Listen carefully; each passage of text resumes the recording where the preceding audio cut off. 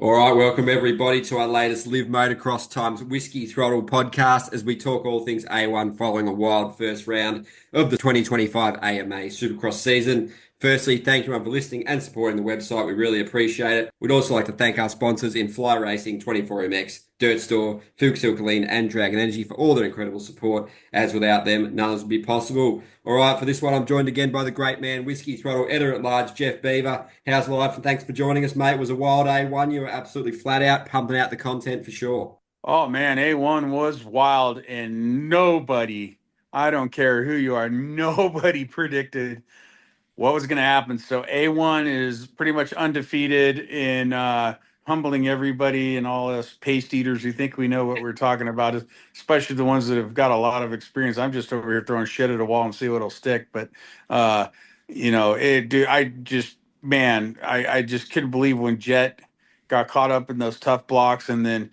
he even admitted in the post race press conference or like this interview, I forget who he did it with, but he was very frank and in a good meeting. He's like, "Hey, man, we just got some work to do and do some testing on that rear shock." But I was standing right there when he crashed in the sand section. I was like, "Oh man!" And he got up and kind of waved his hand back, like, "Damn it!" And then he got up going. So I kind of hung around, waited for Hunter to come through, and Hunter was on the struggle bus too. And they got some work to do with the rear end of that bike, but. I know.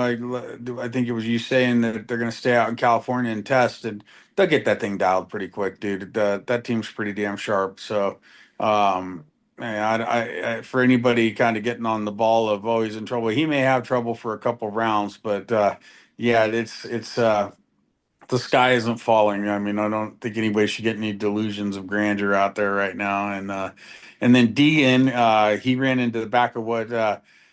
Of Jet Reynolds, and I'm like, oh man, Jet, that poor kid. He ended up on the ground in last place. I'm like, damn it, Jet. What is it with you in opening rounds of Supercross? But he made it through and healthy, and I haven't talked to him, and I'll probably give him a call tomorrow and see how he's doing. But I gave him a pep talk in there, and go out and remind him who the bleep you are. And Mike B was standing there. He goes, "That's the pep talk, huh?" And I go, yeah, short and sweet and to the point. And he started laughing, and then of course he hits the ground. So maybe I should just shut up and stay away from Jet. But yeah, I thought it was impressive that Deegan got back up and got up to fifth. That track was pretty tough to pass on, dude. That was a gnarly track, and I was standing right there in front of the start gates when Malcolm took his rodeo ride, and of course I always turn off my camera and I'm turning the other way and I hear something. I look over and instead of like hitting the record button, just throwing my camera in that direction, I just sit there and watch it like a moron and I'm like, ooh, ooh, ooh, ooh, ow. And I'm like, oh yeah, I should have probably recorded that. But yeah, dude, the fact that he got back up was pretty impressive. It took him a minute to get up and then he came back out to the LCQ. So I'm sure he's a little tender this week, but it was a gnarly track. And then that I guess it was like an on-off section. It was hard to see from the floor, but right before they took that right in the bolt where that right-hand turn where Parker Ross stood it up in the LCQ, that section right before there, people were crashing like crazy and flying off into the dirt there, and then coming back into the finish line. A lot of guys were crashing in that section before the left into the finish line jump. They were landing kind of in that little void in the sand section. So there was some carnage. And then the most unbelievable thing is I read today that um, Evan Ferry blew out his Achilles. And it's like two Achilles injuries right away. It's like, dude, what the hell's going on, dude? Oh, this is terrible. I mean, that kid's already, I mean, he's out probably for a year, Yeah, you same know? as Jalik. It's crazy. Yeah, Jalik got his stuff fixed by the same guy that did Tomac.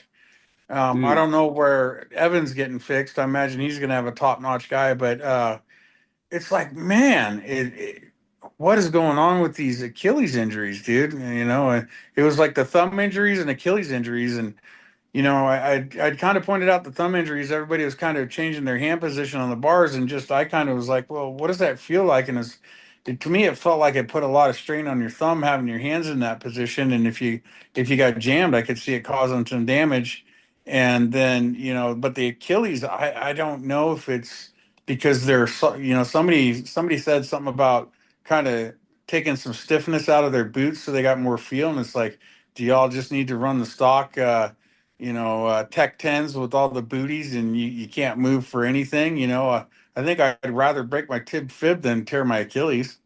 Yeah, it's nasty. And it's just it's crazy, and are we getting so fast that the human body just can't afford hold up to these G outs and stuff? I mean, it's insane, but that should be the next science of Supercross probably or something. You pass that on to your boy JT, but I mean, I don't think it's anything the teams are doing or the riders are doing. It's just there's a phenomenon happening, and hey, why? How did those injuries happen? I'd love to know exactly what happened to both those dudes. We all Yeah, it's saw what crazy. happened to Tomac. That was live on prime time. But if they overjump and they're on the balls of their feet and they just G out so hard that the Achilles tendon's like adios amigo, shit, that sucks, especially for young bucks like that. Yeah, he's had a rotten run too, so yeah, it's really wish him all the best for recovery, Yeah, both of them, and hope they come out crazy. swinging, mate. And I guess before we get on to the racing, obviously you were there since press day. You saw heaps of cool stuff, the Ducati thing, the SMX playoff locations. I guess how's the atmosphere in the press conference with the fans just around the whole event? It was sold out. It was a really epic way to start the season, mate. So any just insights from being there, boots on the ground, and just the atmosphere of it all? Oh, dude, the atmosphere was just all time. That place was an absolute zoo. And it was Ping's 50th birthday. We got him his walker, which somebody stole by the way at the end of the night, sons of bitches. We went back to go grab it at the end of the night. It was gone. Somebody, if you see a rolling walker with Suzuki number plates and fenders on it with the 101 and a tiara stuffed in the front, that belongs to Pingree. We want that shit back. That has sentimental value.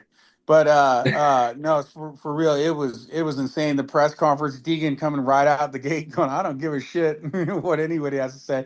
I did the whole everybody in the back was just kind of laughing like, here we go, and just right out the gate, just went for it, and I thought that was straight pure comedy, and I couldn't believe what happened with Levi. I mean, everybody was kind of like, man, I didn't expect that. Where the hell did that come from? But hey, if you're gonna miss the opening round because you're, blowing mud out their back end, that ain't Roost coming off of Levi's bike. That's shit, and who wants to be behind him on that? And who, we already had McAdee's nuts hanging out last year at the East opener. We don't need a poo fountain coming out of Levi in the main event. That would suck. So I don't blame him for backing out, but if you're that sick, why would you give up 25 points to Deegan and then try to go do the West when it's like, dude, that's almost insurmountable odds. I'm going to go East. I don't blame Levi for doing that one bit. I mean, business is business. And at the end of the day, racing is business.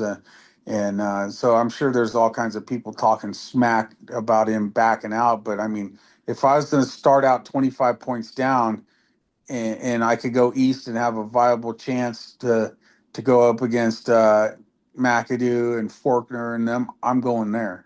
So I don't blame him at all.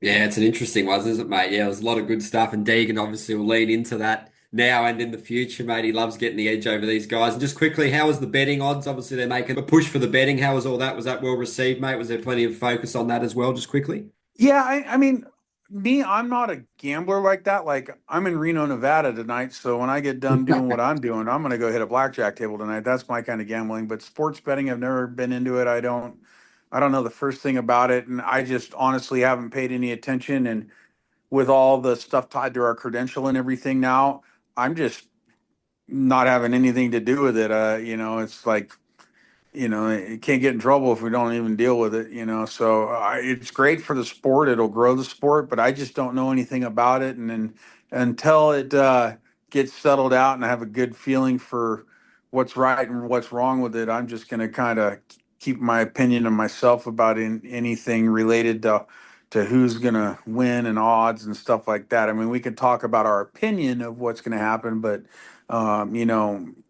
we have to go through all this insider trading kind of training and stuff like that. So it's just kind of one of those things where, like, well, if you spend your money, good luck. That's all I got to say. Yeah, well said, mate. And obviously onto the racing now. Sexton, obviously probably his best Supercross ride on a KTM, real masterclass. He just showed how good he can be when he gets those starts, gets that clear air, and he made it to the front pretty rapidly, and he controlled the race. Aside from that little stall he had, but yeah, it was a commanding performance. He really flexed his muscles, and he's taken that red plate into round two, mate. I guess he let his riding do all the talking, so much hype and chatter heading into the season open, mate. But yeah, he'll take that momentum and yeah, really good. Hardly any mistakes aside from that stall. And he avoided the chaos well. And when he had that issue, he gapped Kenny pretty quickly, mate. So remained composed, kept cool, consistent effort, mate. So how was that for him? And really cool for his mechanic too, Jade, who he knows well. So nice one by Chase, wasn't it? Yeah, I mean, watching him in practice, I was like, dude, he looks really good. Just through the, I kind of watch everybody through the whoops, and because that's going to be the difference maker. Is people hitting quads. If there's a quad on the track, that's a big separator and corner speed and the whoops, if you ask me, right? And he just was very composed through them. I mean, everybody kind of got a little sideways here and there, and they cupped out, but for the most part, they were pretty big whoops, and they held together really good. And I was really impressed with the way he rode, and I was happy for him because it was kind of a he said I put up that reel the day before the race that he was kind of talking about how he was in a good place, and that was him 3 weeks into riding, a month before A1, and I was kind of like, well, that was cool, that age well, thanks, bro. And it was just good to see him because, like I said in last week's pod, you know, if anybody had a bone to pick, it's him. He couldn't put a wheel wrong, and he was flawless. I think last week I said it was 23 outdoors, but it was 22 outdoors. In 22 outdoors, he was the darling of the media. He couldn't put a wheel wrong. In 23, all of a sudden he doesn't know what he's doing. Blah blah blah, and everybody poo pooed all over him, and he just kind of okay, whatever, cool. Okay. And then he went in, and I remember him telling us at the bike launch last year, and he goes, "Man, if you would have seen where we were 30 days ago, bro, it was ugly. It was not good when he first got on that KTM." Well, they got the bike figured out, and I think he's in a good headspace, and I know a couple people asked about the KTM situation financially. I know Johnny asked him that in the press conference, and as he should if he wants to. He's a media guy, and Chase just kind of said, "Oh, you go talk to what's his name? He's here. Go ask him about that." So that tells you he just don't give a shit. He's dialed, and he's thinking about his racing, and he's money motivated on his wins and championship, and he ain't got no time for any of the other BS, and that's what I like. He seemed pretty in the zone, which was cool. um Ken Roxon looked really good, and I thought it was funny in the press conference. Ken said he sucked the whole press conference, and then Chase jumped in there. He goes, "Yeah, yeah, he sucked in qualifying." Then he goes and wins the heat race, and oh, here we go. Here comes Kenny. He's going to win, and um, you don't got to be the head cashier at Walmart to figure out I'm not the biggest fan of Roxon, but I got nothing but respect for the way he rides. Right. The dude's a gamer, and when he was going, I was like, dude, is he gonna pass Chase and do this? I really thought he was, and it didn't work out that way. But um, that was an impressive ride. But the one that bummed me out was Anderson breaking his spokes on his wheel, because honestly, he still finished on the podium with a wheel that had broken spokes, with him going, oh shit, oh shit, oh shit, every time he had a jump or hit the whoops. I really think he had something for Chase had, and hopefully in San Diego, because even in the press conference he didn't look flustered. He was just kind of chill. He was joking around with Kenny before Chase got up there, and a happy Jason Anderson's a dangerous Jason Anderson. So I didn't think we saw the full potential of Ando. So really, I think in the 450 class in San Diego, I think you really got to, as long as Tomac's back feels okay from Chase wheeling over him. If I think you got to look at Tomac, you've got to look at Jace, Kenny, and Ando. I think they're going to be right up there on the top. And then if Jet gets that shock figured out this week, everybody looked out, because he's probably ready for some blood. So I think we're going to have like a five-way dogfight if they all can get a good start. And then Prado just getting that start was sick as hell. I got that first. I got on the finish line. I went over to the finish line on the whip section to get them coming down that last corner and coming over. I just kind of wanted to get that angle. Everybody was bunched up on the start, and when I saw him coming around in the lead, I was, oh hell yeah! I think Jason got him right there at the finish line. But that was sick to see Prado get the start and run up for front for a while. I think he got seventh overall at the end, but. What a way to start your Supercross career. And I ran into him in the tunnel, down in the first baseline tunnel before the race, before opening ceremonies. And he was just sitting off the side, and went up and chatted with him for a minute. And I said, pat him on the shoulder and said, "Hey, welcome to the first day of the rest of your life, buddy." And he liked that. And I said, "Man, America loves that you're here, bro. We're stoked that you're here, dude." And he's a really, really nice guy. I wish him nothing but the best, dude. I hope that guy crushes it, dude. Then to see him get that whole shot, I was like, hell yeah, Jorge, that was sick. Yeah, he looked good. Have you made him that Wagyu beef burger yet, mate? You promised him? No, we're gonna wait till he gets a win. That way, he's got to earn it. If he's gonna get old Jeffrey's time and talents on the grill, he got to earn that. That'll be part of his championship bonus from Whiskey Throttle Media, or win bonus. We'll make him a Wagyu burger. But when he has it, he's gonna have to go up a pant size on his kit because I'm gonna fatten that boy up a little bit. He gonna turn into a burger connoisseur. That's awesome, mate. No, he's so good for the series. Mixed the highs and the lows, obviously. Had that crash, and obviously shout out to Dimmy, our filmer, who you got to meet there on the weekend, who caught that action. Obviously, Chris Schultz from Empire Sports Photos, too, did an awesome job for us at Live Motocross getting the content. So shout out to them. And yeah, but just there's huge scope for improvement with Prado, isn't there, mate? That's the exciting thing. 'Cause it's all new racing Supercross. You can put all the work in on the test track and in training, but racing it, you just can't substitute those gate drops. And the aim is just to make all 17 rounds, mate, isn't it? To keep building the progress, no injuries, so you're not hindering yourself, and just keep gunning hard. And then for outdoors, you'll be dialed for sure. Yeah. He said that in that interview we did with him at the test track that he's just here taking steps and very methodical. And I thought that was smart because if he would have been like, I'm going to go out there and try to win, I'd have been like, you in deep shit. That's probably, or you're one bad man and I'm just ignorant. But I think the way he's going about his business is pretty damn sharp, being realistic and smart, and being a two-time world champion, he didn't get there by being stupid. So I think that was pretty cool. And I thought it was rad that you guys had photo and video journalists out there. Uh, Hopefully, pretty soon when you guys come back, you'll be able to get on the track and actually get track access. But where they were filming from the safety hold, they both got great content, and Chris is real good. We've collabed with him on stuff here. He's a local guy, and Demi coming over from France was really really cool. It was nice to meet him. I didn't see him very much because I'm running around going Mach 20 at the races. I got there at 5:45 in the morning, and I left at 10:45 at night.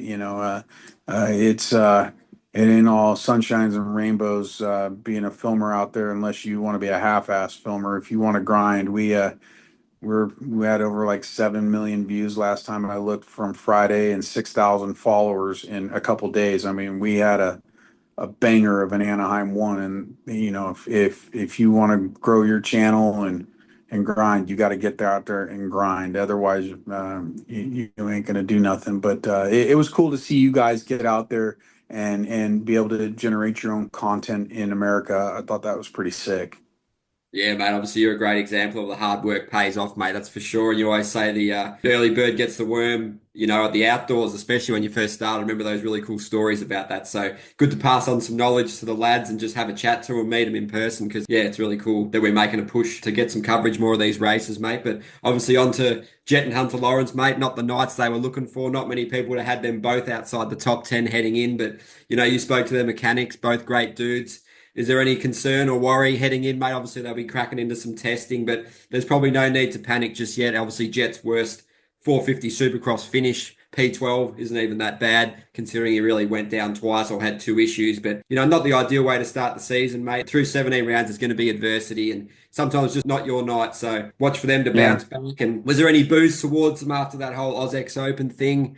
Did you hear any sort of negativity towards them? And I guess it can only go up from here, like Jet was saying. But it's not a great position in a way because I know Lars said there's no panic, but Tomac, Sexton, Webb, Roxon, Anderson, they're rolling. And you don't want to give them too much of an advantage because time's the essence, mate. But just your take on those dudes because it's going to be interesting to follow.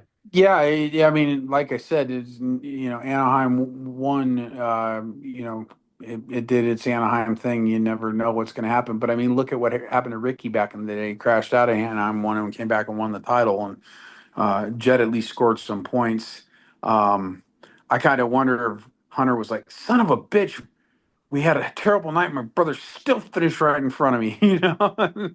I was just thinking about that going over. I was like, is he going to T-bone him in the corner? I mean, we already had a bad night. Might as well just take him out. I don't know. But, even qualifying, he didn't get the top qualifying, but, I didn't make it over to their truck. And as you saw in the awkward moments with Cameron and Christian, they were busting my balls for not going by there. And I'm like, oh, shit, sorry. But they were in a good mood. I just think they know that they have some work to do and they'll do it.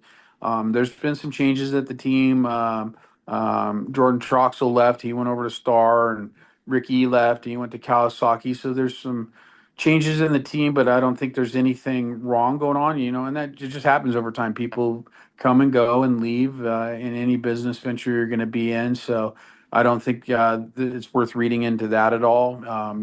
Don't see anything ugly over there, but they were all happy go lucky. They just got some work to do with the bike and get it dialed. And, a lot of people were like, oh, well, Oz X, well, they were racing stock bikes with, exhaust and, a little bit of suspension work at Oz X. That was a whole different ball game. And they knew they had some issues at Paris. I mean, we posted that video that Demi took. He was over there working for us at Paris Supercross, where Jet got a taste of his handlebars midway through the whoop section, and I was kind of, oh crap, man, what's going on there? So they got some work to do, but I think that team will be fine. I don't think the house is burning to the ground or nothing. It's just they're gonna take them a little time, and to me, it's great for us as fans because it's not a runaway right up. Now we get to see Jet do Jet things, right? And Tomac looked fire. Hey, Chase is obviously firing all eight. Kenny's there. And like I said, Anderson. So I look for a five-way dogfight in San Diego. Again, I know I'm repeating myself, but yeah, I think those guys are going to figure it out, come back, and they'll start chipping away at that lead. What was strange is I didn't see anybody boo or cheer for Hunter. It was just kind of quiet when he went out there, which I thought was kind of strange. And Jet, they did that whole video of him from a kid on, and I forget what I was listening to some podcast, and they're like, "Hey, they were pretty smart to do that because you got to be a real asshole to boo a kid." You know what I mean? So that was some brilliant PR work on whoever put that together. Part right. We'll tell the kid's story, and then if you boo him, you're just like looking over, going, "God, you're an asshole. Who boos a kid?" So. But I thought it was strange that Hunter didn't really get any cheers because he was always kind of a fan favorite, and yeah, so it's kind of odd times, but I think it'll blow over. It's just, everybody just kind of needs to quit being a hoe. Yeah, obviously, who had the most fans, I guess, cheering for him? Was it AP? Was it Deegs? Obviously, you had Tomac. He was absolutely loved by the fans, and so he should be. Last full year racing, we'll see what that looks like. Definitely looks like he could go around for another couple more, but we'll see how that plays out, mate. But yeah, Cooper Webb getting a quiet fourth. He came on strong late in the race like usual, and that's a really good way for him to start the season. He always builds momentum and gets that points haul nice and early, so he'll be a force come season's end. And the fly gear looked nice, mate, as well. And yeah, just your take on those star racing guys as well, mate, and who the fans love the most. Yeah, obviously, dude, AP, he's the people's champ. He got the most cheers, and Tomac was right there with him. And Deegan, I think the three of those guys, you could make an argument that all three of them were the fan favorites. But the sport's in a real good place right now. It really is. Everybody's just hyped, and this is my kind of take on it. I think World Supercross, especially with them getting their shit together this year, was actually a good thing for the American series because we had Tomac just recently racing and McElrath going out there and killing it and racing and doing well. Everybody was out doing good, right? And so everybody was. It wasn't like we had this window from September like we did in past seasons when Iron Man was over. It was just nothing until January, and it was just kind of like, staring out the window on a rainy day, reflecting on why life sucks. No, we had racing. And so I think everybody's just pumped up in the vibes high because we all kind of know where Tomac was at and Kenny was at and those guys coming into these races. We got to see Cooper do really well. We saw the Lawrence boys at Ozex. I just think rising tide lifts all boats, right? Whether the opposing series thinks so. I think it's great for both of them, because I think the World Supercross series is going to kind of ride the tide coming off of Supercross, right? And then I think it'll just build next year that World Supercross will be a little bit bigger and it'll build up, and then those guys will take their little time to get ready for Anaheim, but they were doing Supercross racing, so it's not like they're really missing out on testing because they're racing. So I just think the whole thing's just going to be like a ladder going up, and who knows where it's going to go to, but I just see it on an upward trajectory, and like I said last time, with the way things are going to go in America here in a couple of weeks.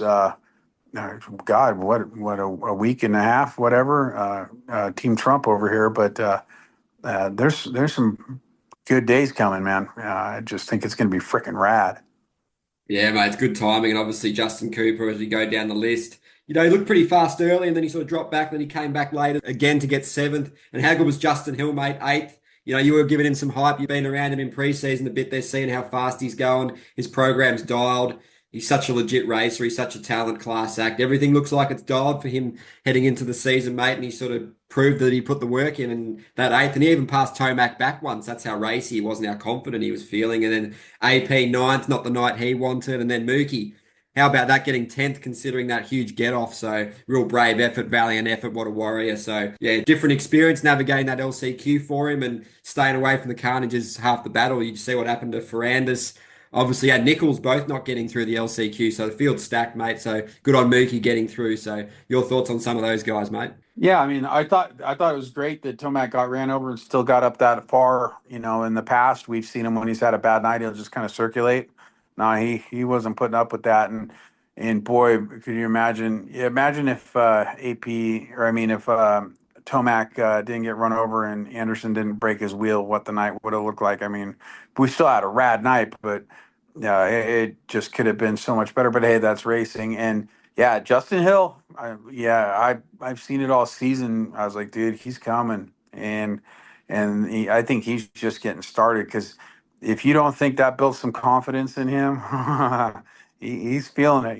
He's out there doing his Rocky Balboa runs. He posted something last night, like 5 in the morning. He probably ran from Orange County to LA County, put out a fire, and ran back. Who knows? Until he's an animal, but uh, it was pretty badass to see that out of Hill, and having spent a lot of time with him and just talking to him. It's good to see somebody that you consider a buddy kind of kick some ass.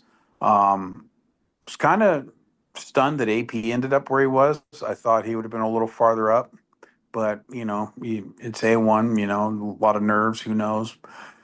Get going, and yeah, I was bummed for Dylan Ferrandis, dude, to miss the LCQ, and poor Colt. I mean, damn, dude.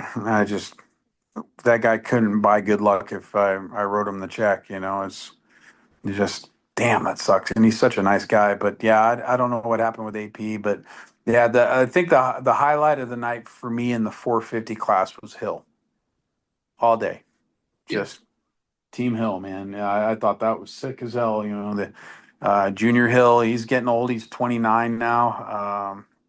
He's feeling it. And if anybody watched Gypsy's podcast on him recently, that was a damn good podcast, man. That guy's got some great insights on racing. And if you've never really listened to Justin, he's super intelligent, dude, when it comes to this stuff. He said he's a tinker. He likes to kind of go get into everything and figure everybody out. And guys like that, when they finally decide they want to do something, they're pretty dangerous, dude. You know, and so I wouldn't be surprised if we see him get a top five or a podium this year.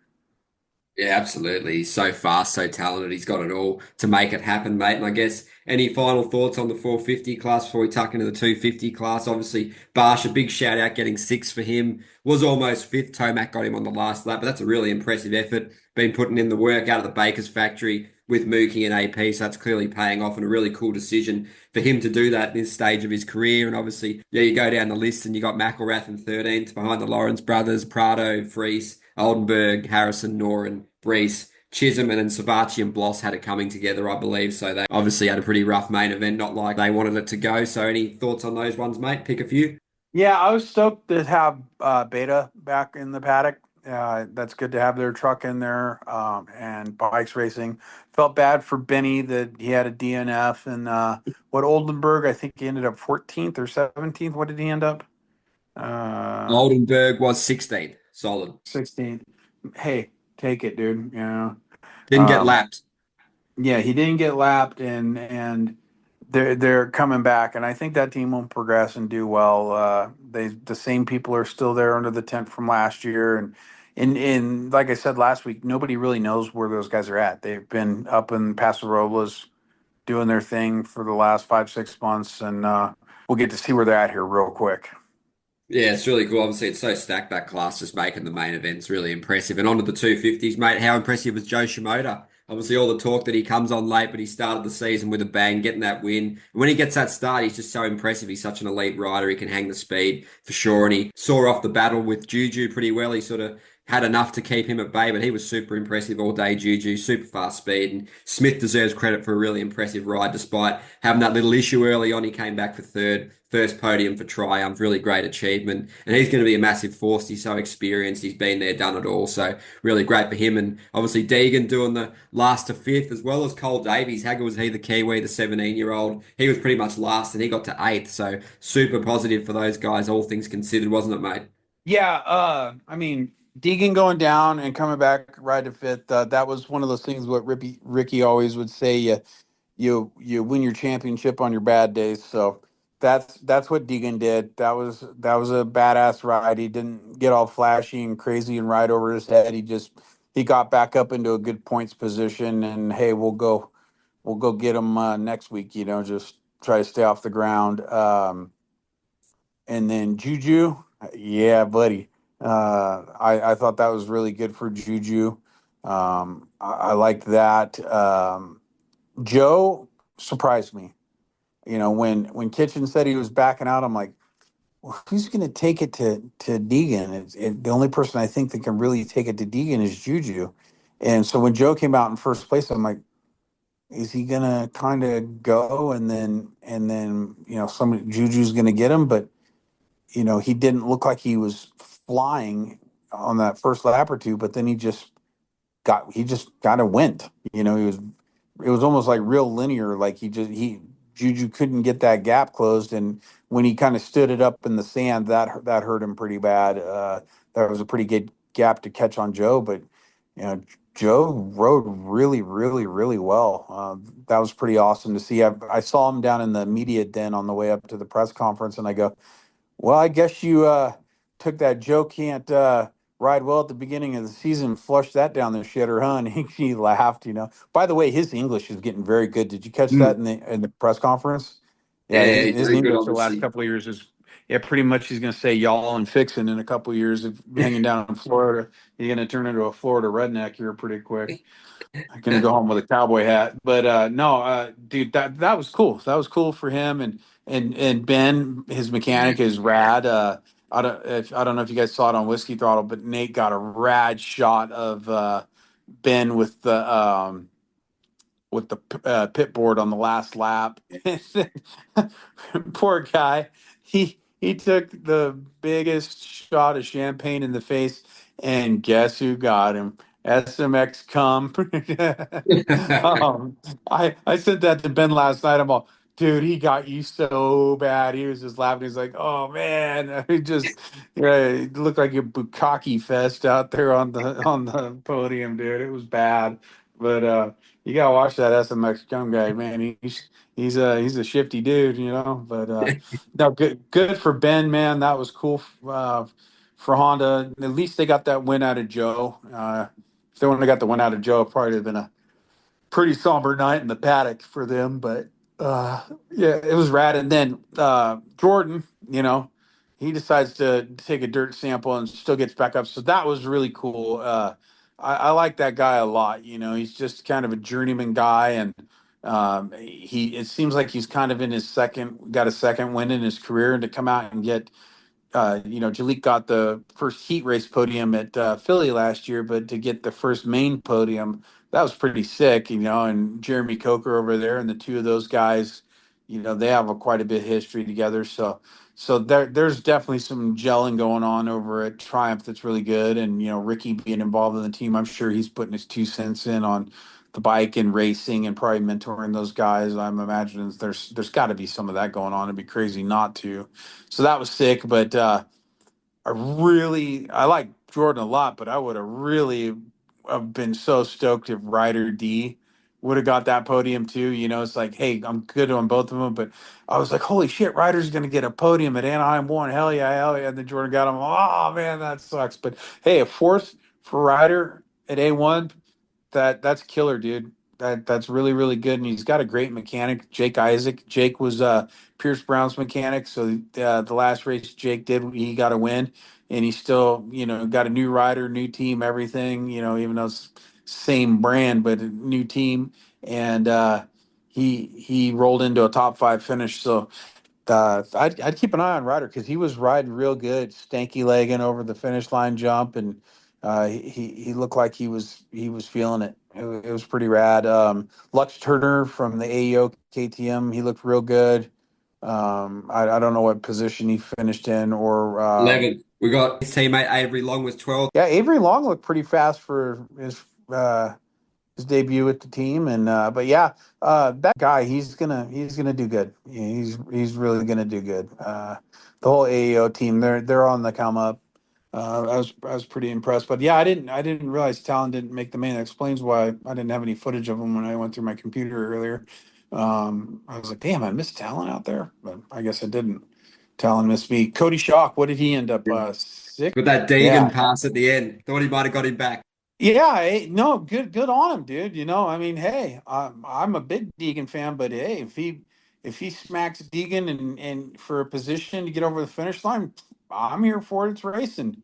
You know, don't think he ain't gonna give it back to you the next time you get out on the track. You got one coming, but I'm all for it as long as it's not like he was going out there to break Deegan's legs or something like that. But if they're just racing hard and trading paint, shit, that's what it's all about, man. That's what we all want to see, you know. And it didn't quite work out for him, but the fact that he just said that he wasn't afraid to go give him a love tap, that was cool. I like it. And I'm really stoked that Club MX picked up First Form Energy. For all y'all who don't know, down there in Australia, it's run started by a guy named Andy Frisella. And if you want to really know what's going on in the world, you need to look up Andy on YouTube and the Real American Freedom podcast. That dude don't miss. He knocks dingers, and so he's his company's sponsoring Club MX, and I was like, yeah, dude, I'm all about that. They had the sickest bike in the paddock. Did you see that bike I put up? Yeah, it Oh, looks nice, doesn't it? Clean. oh, yeah, they got some love from the Aussies at SKDA and got that graphics kit. That thing looks so sick. I'm like, dude, I want that bike so bad. And if anybody's listening to this and you're going over to a race in America, they're going to be at 10 races. If you see that bike, you can go over to First Form's um, little booth there next to Club MX. And there's nothing, no purchase necessary. You can just enter to win that bike, and they're giving away at the end of the year. Probably gonna have to figure out how to get it to Australia or England if you're from over there, but that's on you. But still be cheaper than buying a brand new bike. But Yeah. yeah, dude, that see, that's one of those things like the sports is all time vibe. When you have a company like First Form coming in there, that's sick. Ducati, their unveil. Oh, that bike is so pretty. The Lamborghini green hubs, that's a Troy thing. I would have rather seen the hubs gold. But the bike, it's a trick when you get up and really look at it up close. Everybody's, all the Instagram and Facebook engineering committees said, "Oh, the head's too tall and blah blah blah blah blah, center of gravity." Yeah, whatever, dude. Tell that to Chase Sexton. He's got a tall head on his KTM, and it worked out just fine for him. But they were saying that Desmo head, you can just hold it wide open and revs to the moon. So that'd be super cool to see how that thing works. And I can't wait next year to get a test bike and see Ping get on that thing and do some silly shit on that. That'll be cool. We'll have to give him some Geritol now that he's a senior citizen, but I'm sure he still gets down for an old guy. We'll put some training wheels on it. We'll take him off his wheelchair and bolt him onto the side before he hits the track. That way he doesn't tip over and break a hip. But yeah, I want to see Ping get on that Ducati. And dude, that we put up the reel of that thing. That thing hit like, what is it? What'd you say? Is it 6 million Six views already? million nearly. Yeah, like half of Italy followed Whiskey Throttle Media over that, man. And it was like, we're gonna follow the dumb guys with the wing. We like them. They showed the Ducati, so go Italy. Hell yeah, you know.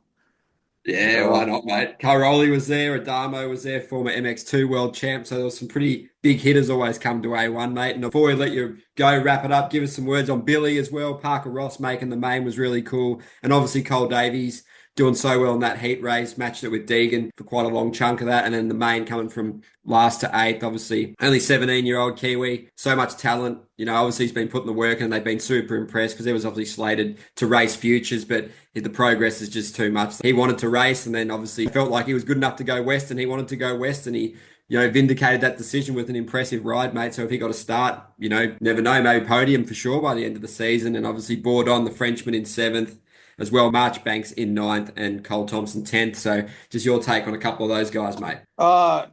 Davies, dark horse, capable of surprising everyone and getting a win. It would not shock me if he pulled out a win this year. That kid is that gnarly. Everybody's saying that from the compound down there, that dude, sometimes he's the fastest guy at the track on that day, and that's impressive. The guy doesn't know how to put a wheel wrong. Ben Townley told Ping when he first came around that kid is like a sponge. You tell him once, and that's the only time you have to tell him, and his retention's like off the charts. Maybe he's autistic or something. I don't know. But he's just one of those guys that you just can tell him one thing or show him something, and he just gets it and figures it out. But super cool kid. And what do they call that in New Zealand? That like warrior dance thing they kind of Haka. do. Haka, the haka, yeah. So Ping put that on a reel last year, and I'm gonna do it again. And I see him, I go, "Hey, that wasn't cheesy putting that up." And he goes, "No, I love that shit, man. Do it." And I'm like, "All right." The warrior, right? So he was cool with it. Funny, last year when we were at Salt Lake, he was wearing a pair of pink Crocs with the little accessories on it, and I'm filming his Croc, and I look at him, and he's just looking at me, shaking his head, smiling, like, "What are you doing?" And then I pan over to Drew Adam, and I said, "Don't get your ass kicked by a guy in a bunch of pink Crocs." And sure enough, Drew won that night, or I mean, Drew didn't win that night. Cole got it, so it's just funny, like him and Drew coming up. There's some super fast kids coming up behind Deegan and all those guys that are just gonna to rail. And who else did you ask me about? Billy and Parker Ross. Oh yeah, Billy. Bill got a 10th in the LCQ, and he goes, "Man, those guys are stacked." I went to his motorhome after I got done on the way out the gate, and I went and sat and talked with him and his dad and his wife for a little while, and just, man, those guys are stacked. But when he came off the track, you could tell he was pretty bummed. I'm like, "Hey, man, Bill's real religious, and just say, hey, God wanted it this way, man." But I said, "Look at it this way. You're 41 years old and you're not leaving on a gurney, dude. God wanted it that way, right? Right, brother? Just, it's all good. You'll come back. It'll happen, man. Just be happy with what you did, man. I'm proud of you, buddy. And shit, you're holding it down for the old timers, and I'm a lot older than Billy, but at least his age starts with a four like mine. It's like, yeah, get him, grandpa. So whether he made the main or not, he was just out there doing Billy stuff, and it was cool. And I still say that he's going to make a main event this year or multiple. Parker Ross, oh, I gave him so much shit today. He was doing so good in the heat race. I'm, oh yeah, I was messaging him. I'm like, yeah, I got some great footage, which I'm gonna make later tonight and put up tomorrow.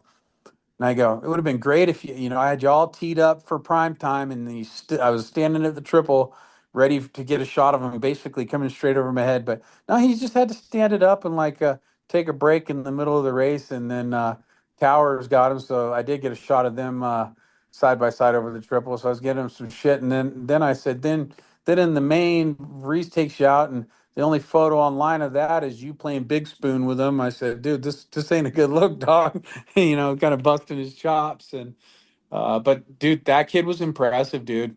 He's a ripper. I think he was running in 10th in the main event, his first race. Parker Ross is no joke. That kid can ride a dirt bike. He's got a lot of good style on the bike, and with him and Billy and probably Justin Hill, I've spent the most time with at the test tracks this off season, and Parker Ross is impressive, dude. He really is. That kid. He's fast, and half of it I wonder is his girlfriend's Moto KK, and she's almost as fast as him. I think he's half scared to lose to her. Ricky was famously always terrified of losing. He was always scared of losing. I think he's afraid of his girlfriend passing him. And in fact, when we were out at Sunfair the other day, KK was out there jumping the whoop, jumping through the whoop section. I go, "Oh, you're screwed. There goes your ride, buddy." And then at the end of the day, she went out and filmed this little. In fact, the reel dropped today. If you go to SLR Honda's page of her ripping out in the desert on the 450 on the 250X, it was the X bike, right? I don't know if it was a 450 or 250, but she hit this like road gap jump just outside the facility, and she's still out there riding, and all the dudes are all in their street coats getting ready to leave. And I look over at Parker and I go, "Your old lady's got bigger balls than you do, bro." So screw you, man. I ride Supercross. I'm like, yeah, whatever. She'd smoke you at that shit too. So I have a good relationship with that kid. He's funny as hell. He busts my balls. I learned about tracked, and this is a good one for everybody out there who wants to bust their buddy's balls. The other day I was walking around, I was kind of sore, and I'm like, yeah, I'll be there in a minute. And he goes, well, just take your Tracton. And I go, what the hell's Tracton? He goes, Tracton like a man. Quit being a little bitch. And I was like, oh, that's a good one. So write that one down. Use that on your buddies. That came from old Parker Ross, Northern California dirt bike shredder. Let's get that going around England and Australia. Tracting like a man. So, but I think you're going to see a lot out of that kid. Hopefully, I think they're scheduled to do 4 or 5 of the West rounds, and hopefully they can get some funding. Anybody who wants to get involved with a rad race team and you got a few bucks in your pocket, reach out to SLR Honda. Samuels is a rad dude. He's got a rad program. They're Baja winning championship team, futures riders, and they got a couple guys racing Supercross right now. So love to see those guys out there. So if you got some deep pockets and you want to mess with some dudes out here racing, they're a good team to get involved with, man. They're cool as hell, and they stand on their business. So hit them up if you got any money that you want to get into racing. But yeah, otherwise that's about it for Anaheim 1, and I just can't wait for Friday, man. And it's going to be Can't awesome, mate. wait. Well said. And obviously, Parker Ross, for all the Australians that probably know him, he was a 2023 SX3 champion here. Very impressive. So he's definitely caught the eye across the globe as well, mate. So look forward to seeing what they do. And yeah, excited for next weekend, mate. Give us a little rundown of the week ahead for you. It's a busy one, no doubt, but it's going to be all action in San Diego, isn't it? Yeah, hopefully we get ping at San Diego. Those Santa Ana winds kicked back up today, and as you guys have all seen, those fires that are burning LA to the ground. They never went out, and there's the wind's picking up and stoking back up today. So who knows what's going to happen there? And Ping's heading back to work, so he's supposed to get off Saturday morning. But if those fires go ape shit, we're not going to have him around. So if he gets involved in those fires, keep your thoughts for all the people who lost their homes and all the dudes out there fighting those fires and trying to make a difference. And Ping's one of them. So. potentially going to be one of them this week. And we got a secret project that we're working on. Don't want to say here on the channel, but we some interesting stuff from our racing division going on at San Diego. Be pretty cool. And so we'll be able to talk about that next week, see how that goes. Hopefully that works out. But either way, uh, the dude we're gonna mess with is one cool cat. So we're getting into all kinds of shit. And man, the vibe. The one thing I wanted to say thanks to all of our followers, your followers that put up with me babbling like a moron on here with you, and who have given us a follow. Appreciate it, because we're working our asses off, and we're going. Me and Ping talked today, and we set a goal of where we're going to go, and I bet your ass we're going to do it. And it's going to take us a couple years to do, but mark my words, you everybody in the world in moto is going to know who Whiskey Throttle Media is before we're done. Promise you that. Yeah, well said, mate. You guys are crushing it. It's absolutely awesome. And yeah, thanks again for jumping on the podcast, mate. We love doing these. It's great. But yeah, hard work, I guess. We love what we're doing, mate, but it is hard work, like you said. So it's just important to remember sometimes, even though you love it with your passion, doesn't feel like work, but it is, mate. And you on those weekends, it's like, 15-hour days, 12-hour days for you filming, walking around, getting the content. So it's no mean feat for sure. But before I let you go, mate, we'll thank the sponsors in Fly Racing, 24MX, Dirt Store, Fuchs Silkaline, and Dragon Energy for all their support. As without them, none of this would be possible. Massive thanks to the fans. Massive thanks to you, Jeff. Thanks again for taking the time, mate. We look forward to speaking next week. All right, man. We'll talk to you soon, Ed. No worries, mate. Have a good one.